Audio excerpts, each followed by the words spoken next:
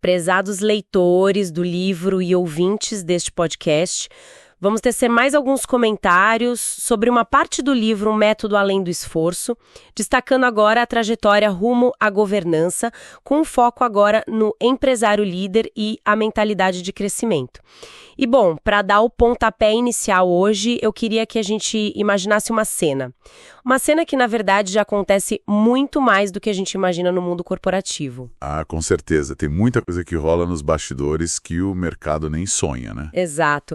Imagina o seguinte cenário. Meses de planejamento árduo, consultores caríssimos contratados, aquele conselho formado com todo o rigor técnico e montanhas de manuais de compliance recém-impressos. Tipo, tudo parece perfeito no papel. Uhum. O mundo ideal das planilhas. É, o mundo ideal. E aí, na primeiríssima reunião de diretoria, todo esse castelo de cartas desmorona. Simplesmente porque o fundador, o líder ali na ponta, não conseguiu suportar uma crítica construtiva sobre uma falha estratégica. A estrutura inteira racha. Nossa, clássico. Isso é muito clássico. Pois é, e a pergunta é por que isso acontece? É porque a gente costuma visualizar a governança como uma mera sobreposição de processos burocráticos, né? E o nosso objetivo hoje é dar aquele passo essencial para trás. Entender que a governança não começa nas ferramentas, ela começa na mente de quem senta na cabeceira da mesa. Essa é a premissa cirúrgica que sustenta qualquer operação de sucesso, na verdade. Porque antes de desenhar um organograma impecável ou, sei lá, instalar comitês consultivos complexos, é absolutamente vital preparar o terreno cultural e emocional da coisa. Sim, sem dúvida. Porque sem a fundação psicológica adequada ali na cadeira da liderança, qualquer mecanismo técnico de governança se converte rapidamente em uma burocracia vazia. Vira um teatro corporativo, sabe? A governança real, de fato, nasce das mentalidades. É uma mudança profunda na forma como a organização respira e reage às pressões. E, para destrinchar essa fundação, a gente precisa olhar para o primeiro tijolo dessa construção toda, né? Que é a lente através da qual quem lidera enxerga a realidade. E, de forma ainda mais crítica, como enxerga o erro. Uhum. O erro é o grande teste de fogo. Exatamente.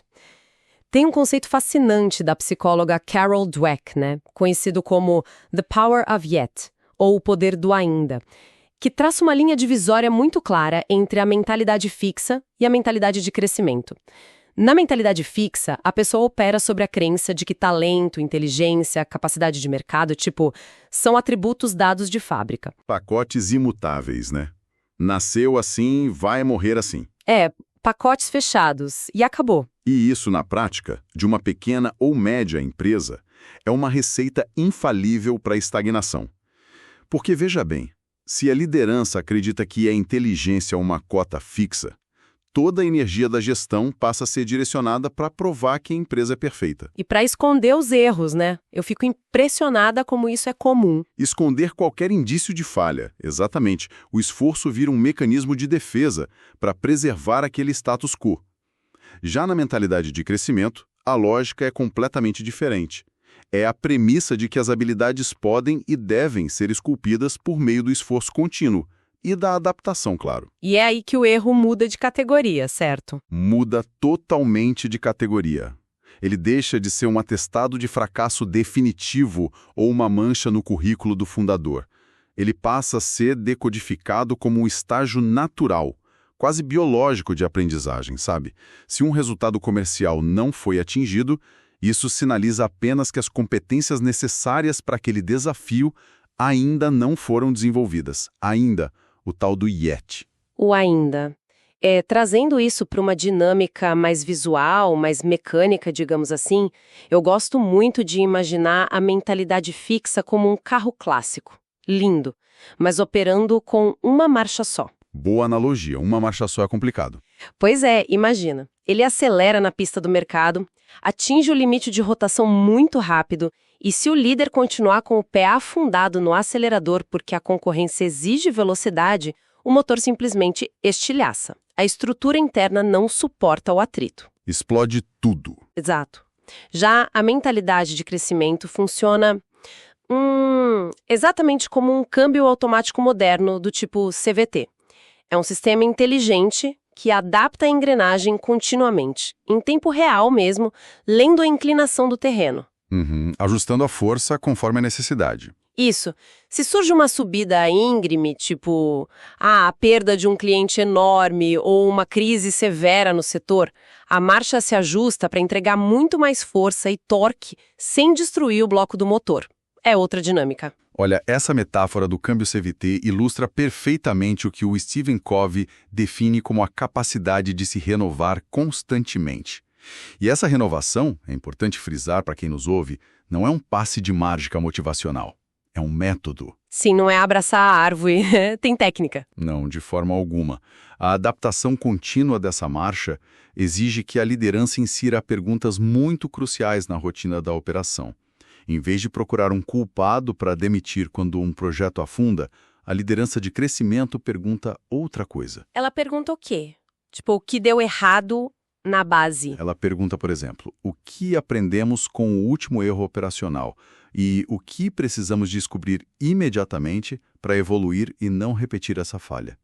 Sabe, a curiosidade intelectual substitui o medo punitivo. A experiência crua, mesmo a mais amarga, é processada e convertida em conhecimento aplicável. Entendi. Mas me permita fazer um contraponto bem prático aqui. Porque lendo o livro, a gente pensa essa ideia de mentalidade de crescimento, não corre o risco de virar apenas um jargão corporativo? É um risco claro. Sabe aquelas palavras super bonitas que a diretoria usa para forçar as equipes a trabalharem tipo 12 horas por dia, sob o pretexto de que estão em constante evolução? Sim, a famosa positividade tóxica, né?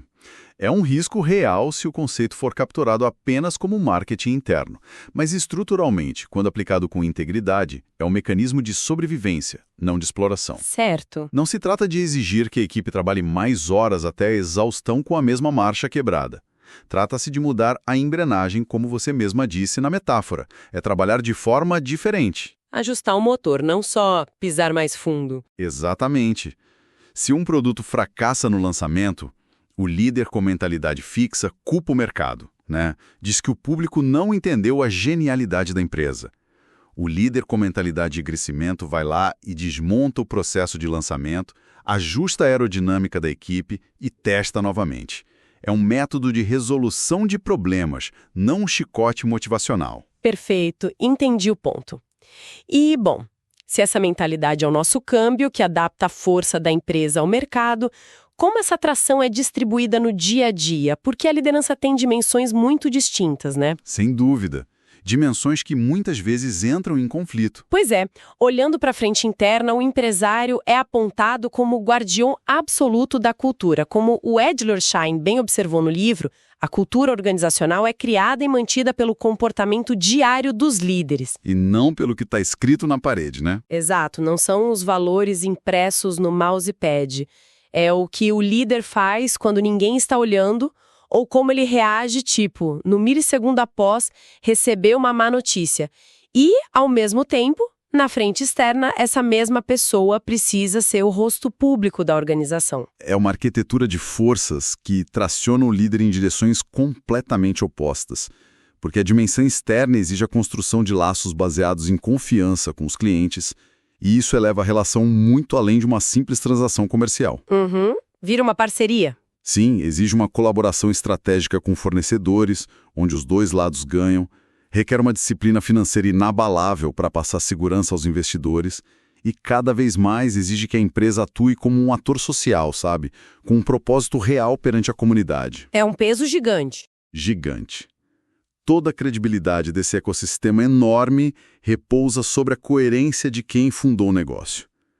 Enquanto isso, na dimensão interna, cada decisão de corte de custos, cada feedback dado ou omitido, está secretamente moldando a cultura que vai entregar essa promessa externa. Sendo muito franca, isso soa como uma receita desenhada para o colapso, porque parece que o empresário precisa se transformar em um polvo humano, não é? Um polvo é uma boa imagem.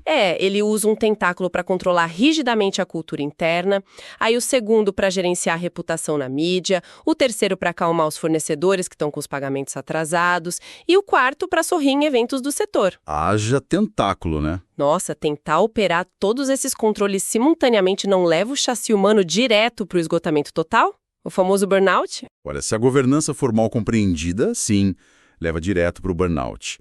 A tentativa de ser esse povo é o que quebra milhares de empresas promissoras.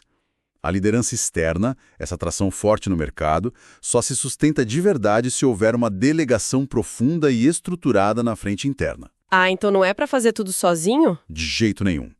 Organizações altamente centralizadoras onde o dono precisa provar desde a compra de uma máquina de café até o tom da postagem na rede social, essas empresas tornam-se insuportavelmente lentas. O mercado simplesmente as engole. Ficam pelo caminho. Ficam. O verdadeiro papel do empresário líder não é executar tudo operacionalmente. É atuar como o eixo central que traduz o propósito da marca em resultados tangíveis.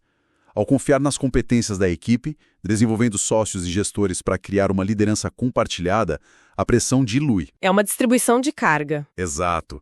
Essa distribuição de peso é o que evita a sobrecarga térmica do líder e cria um ecossistema que é genuinamente ágil e resiliente. E essa transição de, fazer tudo para de fato confiar nos outros, nos leva diretamente para o conceito de liderança emocional, que o livro aborda muito bem. Porque, na prática, lidar com essa pressão bidimensional gera solavancos diários. Solavancos pesados.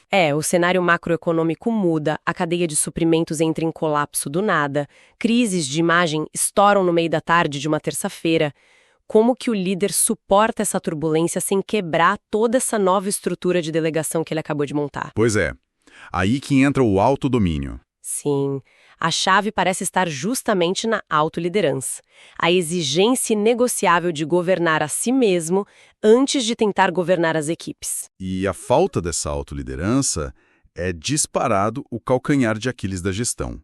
Líderes emocionalmente desorganizados, que operam na base da impossibilidade pura, injetam instabilidade direto na veia da empresa. Verdade, vira um caos. Total. A governança exige previsibilidade e clareza. São atributos que simplesmente evaporam instantaneamente no meio do caos emocional. Se o fundador entra em pânico e começa a gritar cada oscilação no fluxo de caixa, toda a equipe entra em modo de sobrevivência. Ninguém cria nada em modo de sobrevivência. Ninguém. Fica todo mundo paralisado. Mas, para neutralizar isso, existem caminhos muito práticos e metódicos. E aqui é bom deixar claro que não estamos falando de meditação no topo de uma montanha, sabe? Não é esotérico. 60 graus, onde o líder tem a coragem de fato, ouvir o que os subordinados pensam da gestão dele e o estabelecimento de metas comportamentais. Metas de comportamento? Tipo o quê? Tipo, treinar a escutativa em reuniões de crise, em vez de dominar o tempo de fala o tempo todo. Entendi. Nossa, eu visualizo muito esse controle emocional e a comunicação clara do líder como o verdadeiro sistema de amortecimento da empresa. Perfeito. Voltamos à mecânica dos carros. Sim, adoro essa linha. Porque quando o mercado, inevitavelmente, passa por um buraco enorme, seja uma pandemia global, uma restrição de crédito ou o surgimento de um concorrente super disruptivo, é a resiliência emocional do líder que absorve o impacto mais severo. Exatamente. Ele é a suspensão do carro. Isso. E se esse amortecedor for rígido demais, quer dizer, se o líder for defensivo, autoritário ou entrar em estado de negação, a força da pancada viaja direto para o chassi da organização. As equipes entram em colapso, os talentos fogem e a estrutura da governança trinca inteira. A mecânica da sua analogia é irretocável. E olha, o fluido que mantém esse sistema de amortecimento funcionando suavemente é, de novo, a forma como a empresa lida com as falhas. Um ambiente de governança madura humaniza a liderança ao permitir riscos calculados. Dá espaço para o erro inteligente. Isso. Quando um erro acontece e é dissecado com honestidade intelectual, bem longe daquela cultura do medo e da caça às bruxas, o feedback abandona o status de momento de crise. Ele se converte em um ciclo virtuoso, uma rotina de calibração normal. Fica sendo só mais uma parte do processo. Exato. Sem essa inteligência emocional na base das relações, a governança mais cara e sofisticada do mundo afunda na primeira tempestade. Simplesmente porque as pessoas vão gastar a energia delas escondendo os problemas para se protegerem do líder, em vez de se unirem para resolver a situação. Nossa, isso é muito profundo. E acho que é aqui que a coisa fica realmente interessante e ganha uma camada de complexidade, assim, brilhante no livro. Porque a gente precisa mergulhar na psicologia profunda do poder. Ah, sim. Onde as coisas ficam mais nebulosas. Porque mesmo com as melhores intenções, sabe? Mesmo com os amortecedores emocionais super bem regulados e uma mentalidade de crescimento afiada, o exercício diário do poder esconde armadilhas invisíveis. Há o conceito de micropoder, que é amplamente discutido na filosofia pelo Michel Foucault. Foucault é fundamental para entender essas dinâmicas. Sim. E a constatação de que o poder real não reside apenas nas assinaturas de contratos, nos cargos oficiais da empresa ou nas regras formais de compliance. O poder, na verdade, habita nas frestas sutis do convívio humano. É uma rede capilar de controle que é extremamente silenciosa. O micropoder se manifesta na forma como o gestor domina o tempo em uma reunião, nas expectativas altíssimas que nunca são ditas em voz alta, mas que todo mundo sente que pairam no ar. Aquela tensão no ambiente, né? Exatamente. Nos rituais simbólicos de quem senta onde na mesa de reunião, e até naqueles discursos meritocráticos que, de uma forma muito velada, responsabilizam um indivíduo por falhas que são, no fundo, sistêmicas. O líder atua como um difusor dessa cultura, não apenas pelo que ele escreve num manual, mas pelas regras tácitas que ele sanciona diariamente. Voltando à nossa mecânica veicular aqui, se a inteligência emocional é o amortecedor, eu diria que o micropoder é a aerodinâmica do ambiente de trabalho. Gostei. É um vento invisível. Isso, é um vento invisível, mas que dita todo o atrito. Um líder molda a aerodinâmica da empresa através de gestos que são milimétricos. Pode ser a simples ausência de um elogio depois que um projeto exaustivo é entregue. Aquele silêncio que machuca. Sim, ou pode ser um olhar rápido de desaprovação para o relógio quando um funcionário tenta expor uma ideia mais inovadora, ou até uma mensagem de texto seca fora do horário de expediente. Esses detalhes minúsculos criam um arrasto colossal. E isso freia a inovação de toda a equipe. Ou acelera se for bem usado. Exato. Se usados positivamente, criam um fluxo laminar que acelera a equipe.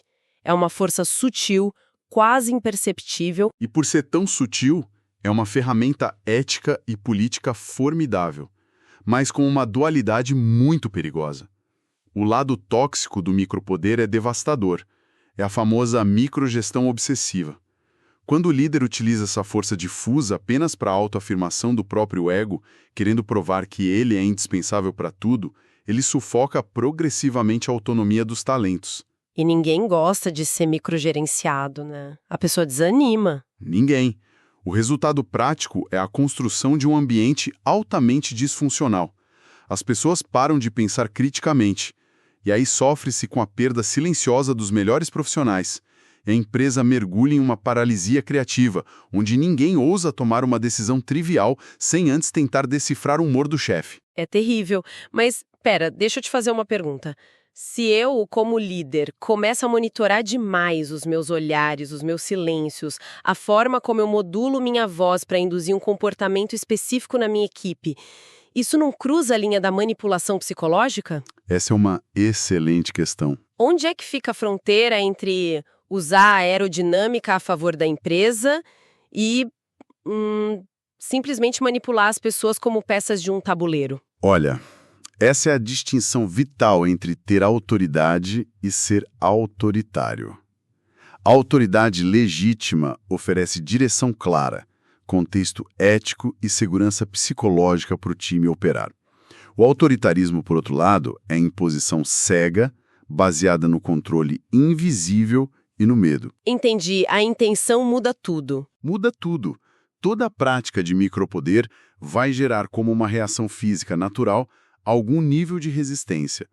Essa resistência pode se manifestar como um cinismo organizacional bem silencioso ou uma postura passivo-agressiva da equipe, O ponto-chave da manipulação versus evolução é como o líder reage a essa resistência. Como assim? O manipulador faz o quê? Um manipulador tentará esmagar essa resistência, calar a equipe. Já um líder ético lê essa resistência organizacional como um dado valioso. É um sinal vital de que a aerodinâmica está errada e a cultura precisa ser adaptada urgentemente. Ah, em bom português, ele leu o arrasto do vento para redesenhar as linhas do carro. Exato, belíssima síntese. O líder funciona como o ponto de inflexão dialética do ambiente. É ele quem tem o poder de decidir se vai usar essa rede invisível de influências para domesticar a equipe, gerando meros cumpridores de ordens, ou para libertar o potencial criativo e engajar profundamente as pessoas. É uma baita responsabilidade. E essa ética se estende para fora das paredes do escritório, tá? Frequentemente, a liderança precisará lidar com acionistas que têm visões tóxicas de curtíssimo prazo, ou parceiros de negócios que adotam posturas super autoritárias. O mercado também testa a ética do líder, né? Testa muito. Nesses momentos críticos, a liderança pelo propósito exige a coragem de estabelecer limites firmes e proteger os valores inegociáveis da companhia, mantendo a firmeza sem, contudo, se rebaixar ao autoritarismo do outro lado da mesa. Fantástico. E se essa força aerodinâmica invisível for calibrada corretamente, focada em libertar e desenvolver os talentos da equipe em vez de controlá-los, a gente acaba aterrissando no propósito máximo que sustenta toda essa análise do livro, né? Que é a construção de um legado. O verdadeiro objetivo de tudo isso. Pois é, há uma compreensão fundamental de que o verdadeiro legado de um empresário líder não é medido puramente em cifrões ou, sabe, na margem de lucro líquido do último trimestre. O legado duradouro é o conhecimento compartilhado e internalizado pela equipe. É o que fica quando ele sai da sala. Isso. É a musculatura que a empresa desenvolve para prosperar, tomar decisões complexas e continuar operando com excelência sem a presença física direta da pessoa que a fundou. Há uma reflexão muito profunda do John Maxwell que captura bem a essência desse ponto. Ele diz que o sucesso verdadeiro é medido pela quantidade de pessoas que você consegue influenciar positivamente. O legado real é a arquitetura de uma cultura que transcende o tempo de vida do líder dentro da operação diária. E isso é tão difícil para a maioria dos fundadores, né? Largar o osso. Sim, em muitas estruturas de PMS familiares, há um temor super enraizado de que a implementação da governança vai engessar a agilidade comercial. Ou pior ainda, confiscar o poder do fundador, transformando ele em um refém de conselheiros. Que é um mito, né? É um mito total. A lógica por trás da governança feita sob medida aponta para o horizonte inverso. A governança matura não é uma prisão. Ela é a ferramenta de alforria. Ela é o que liberta o fundador da microgestão sufocante e daquela necessidade doentia e centralizadora de assinar cada cheque ou aprovar cada peça de marketing. E isso escancara um paradoxo absolutamente incrível. Veja se a gente concorda com isso. O objetivo máximo e definitivo de um empresário, líder de excelência, alguém que de fato cultiva a mentalidade de crescimento, ajusta seus amortecedores emocionais e domina a aerodinâmica do micropoder, é trabalhar arduamente todos os dias de sua vida profissional, com a intenção clara de se tornar no longo prazo operacionalmente desnecessário para sua própria empresa. Olha, sem sombra de dúvidas, esse paradoxo é o ápice do sucesso na gestão. O líder deve evoluir de um mero gestor de incêndios diários para o arquiteto de uma cultura autossustentável. É lindo isso. Arquiteto de uma cultura. É gratificante, eu diria. Porque quando a equipe aprende a pensar por si mesma, quando se sente segura para desafiar o status quo, propor inovações e assumir os riscos das próprias ações, a empresa ganha um fôlego vital próprio. Ela anda sozinha. Que é o sonho de qualquer fundador, no fim das contas. Exato. E esse é o alicerce psicológico definitivo sobre o qual conversamos hoje. É essa maturidade silenciosa que prepara o terreno fértil para que, no passo seguinte, todas as ferramentas técnicas de governança, o compliance mais rigoroso e os conselhos formais sejam recebidos pela organização não como amarras burocráticas impostas goela abaixo, sabe? Mas como propulsores legítimos de crescimento e sustentabilidade. É uma mudança de perspectiva brutal para quem nos ouve e lidera equipes. Passar da necessidade de ser indispensável para a grandeza de se tornar desnecessário? Uma baita jornada. Sim. E para encerrarmos o nosso mergulho profundo de hoje, eu quero deixar uma reflexão bem provocativa para quem está com a gente. Considerando a ideia das dinâmicas invisíveis do micropoder e a aerodinâmica silenciosa que dita o ritmo dos escritórios que a gente debateu, quais serão as regras não ditas, os olhares mecânicos e os hábitos de microgestão que as lideranças estão aplicando neste exato momento, assim, no piloto automático, e que estão secretamente moldando ou até sabotando futura inovação de suas próprias empresas?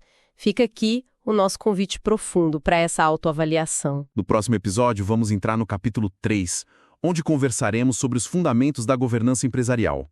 Neste capítulo, trataremos de adaptar a governança corporativa clássica, a PME familiar, por meio de uma governança empresarial sob medida. Tratar a cultura de gestão como alavanca estratégica para a profissionalização e a perenização em mercados em transformação. Nos encontraremos lá?